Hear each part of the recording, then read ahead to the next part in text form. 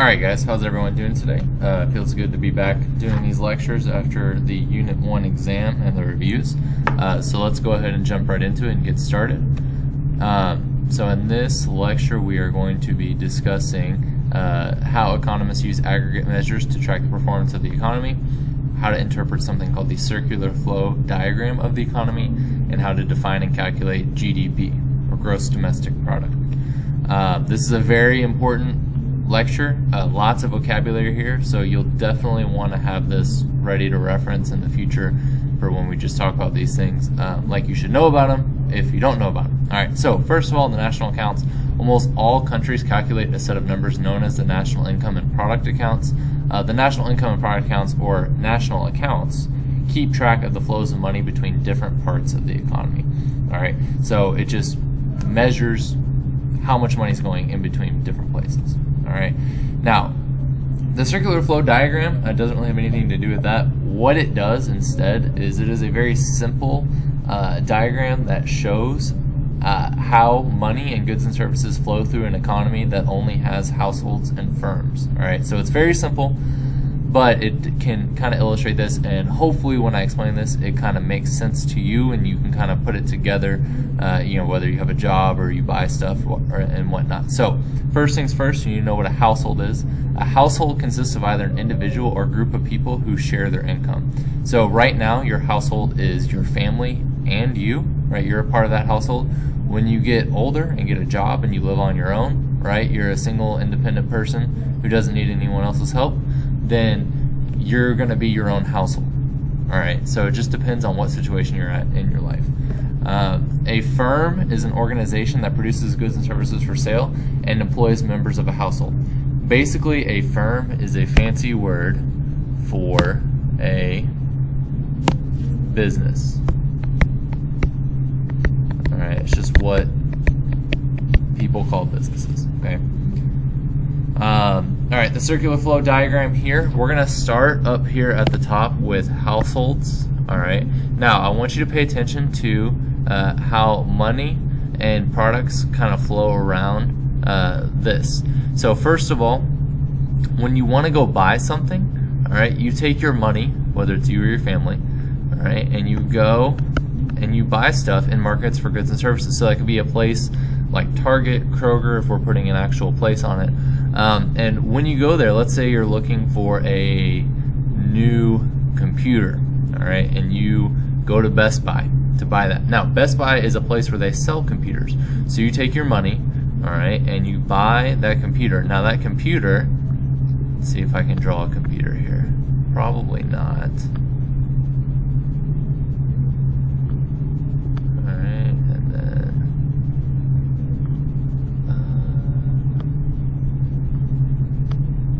Nope, not gonna happen. Sorry guys. So now you see why I don't draw stuff very often. But let's say you take your computer, alright, and once you buy it, it's yours. You get to use it however you like. Okay? Now, Best Buy will take your money. Now they're a business, so they're gonna take a little bit for themselves, but they're gonna buy more computers, alright, from firms. So in this case, let's say that that's Apple. Alright, now Apple sold Best Buy that computer. Best Buy sold it to you. Alright, so now Apple has this money. However, Apple's now in a conundrum. They need more computers to resupply their stock. So what are they going to do? Well, they're going to take some of the money that they earn from selling the computer. They're going to go to a place called a factor market. Alright, now there are 4 factors of production that you need to know. Alright, so land, labor, capital, and entrepreneurship. Alright, every single product, service that's made and sold in the United States or around the world comes from these 4 things. And once again, those are the factors. Sorry, I don't know what happened to my pen there. Alright, so I guess it's just not going to work. Factors of production. Alright, now everything's made from those things. So they take them, they buy money. Let's say that they hire someone, alright, there you go, now my pen is going to work again. Alright, they hire you, alright, to work at Apple and come up with new ideas. You take those ideas and you make computers. Those computers go to households. Now, for working there, all right, you get money, and then with that money, you go out and you buy stuff with it, and the whole thing kind of repeats itself in a very nice, smooth way. We will go more in detail over the circular flow diagram when you all come to class. All right. Now, households engage in consumer spending. They own factors of production. This is a very key point right here. All households own the factors of production, all right, which they then sell to firms, receiving rent for the land that they own, wages for their labor, interest on bonds, and for loaning money, and dividends on stocks if they start a company. In addition, households receive government transfers from the government. We're going to worry about the government when you come to class. And disposable income is total household income minus taxes that is available to spend on consumption or to save. All right. Now, private savings. Okay, so I had you list up factors of production there on your notes. Before we move on, households' role in the circular flow model, basically to supply the factors of production and to buy goods and services. All right. Now, private savings are equal to disposable income minus consumer spending. It's disposable income that is not spent on consumption. So whatever you have left over is your savings. All right. Now, when we save money, most of us take that money to a bank. Very few of us keep our savings in the form of cash. All right. The bank then takes your money and they route it into the financial system. All right. So the banking, stock, and bond markets channel private savings and foreign lending into investment spending, government borrowing, and foreign borrowing, known as financial markets. Now, we are going to go into a lot more detail in a later unit on what that is, but you just need to know that when you put your money in a bank or in a financial institution, they're going to take that money and invest it some way. If it's a traditional bank, they're going to loan it out to people to buy houses, cars, businesses to expand, and things like that. If you invest it with a stock, with an investment bank, they're going to invest it in stocks and other things as well. So again, we're going to go into a lot more detail on that, but just know that when we save it, that money gets channeled to other places. It doesn't just sit in the bank. All right. Now, I want you to go ahead and write down these things on the extra sheet of paper off to the side so we kind of have an understanding of the components of GDP. So government purchases of goods and services is paid for by tax receipts as well as by government borrowing.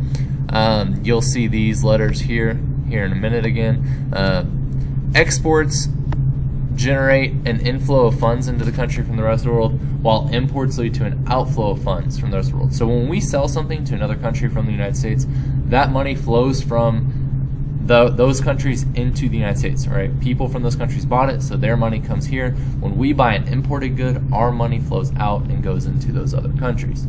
Now, inventories, I want you to write down investment spending. Don't necessarily worry about inventories for this, but those are stocks of goods and raw materials held to facilitate business operations. So if you've ever been to a shoe store and you ask them, hey, do you have size 15s? They're probably going to say no, at least that's my experience. But let's say you have a normal shoe size that they have. Well, they're keeping an inventory there, so when you show up, they're ready to sell you shoes. If they don't have your size, you cannot buy those shoes, right? So it's very important for businesses to keep inventories because it's impossible to sell people stuff if you don't have it in stock. So it's a part of investment spending, but you need to kind of understand what inventories are and how they work. And you might already kind of understand that if you have a job because most businesses keep inventories of stuff. Investment spending is spending on productive physical capital such as machinery and construction of structures and on changes to inventory. So when a business orders stuff to put in their inventory, they're investing in future sales. All right, and we'll go into more detail. I'm sure you guys will have more questions on that here in a minute. Now, gross domestic product. Okay, so this is right here, the definition for GDP. So we'll start there. I guess I should have reorganized this. It would make more sense, probably why I didn't do it. So, gross domestic product, or GDP, measures the total value of all final goods and services produced in the economy during a given year.